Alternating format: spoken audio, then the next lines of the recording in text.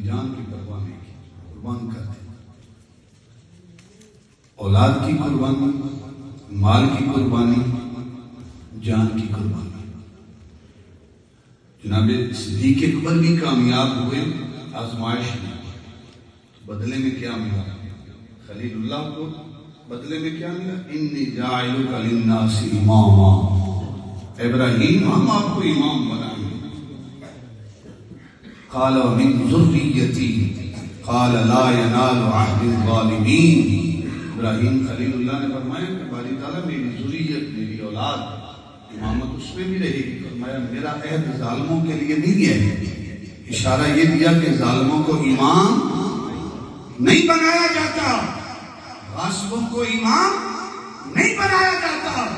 خلیل اللہ کامیاب ہوئے، امام بنایا خالق کائنات میں.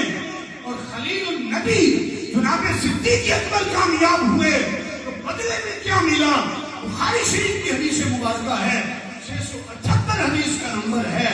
جب خلیل النبی جناب صدیق اکبر کامیاب ہوئے تو محبوب خدا نے ارشاد فرمایا مروا ابا بکر فلیصلی بالناس. اے میرے غلاموں، جاؤ صدیق اکبر سے کہو کہ میرے صحابہ کو نماز پڑھائیں. ابا بکر فلیصلی بالناس. ابراہیم خلیل اللہ کو خالق نے امام بنایا اور جناب صدیق اکبر کو محبوب خدا نے امام بنایا. 17 نمازیں محبوب خدا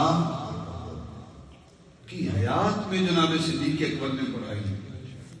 اور بعض روایات میں آتا ہے کہ واحد ایک نماز ایسی بھی جو محبوب خدا نے صدیق اکبر کی ابتدا میں ادا فرمائی.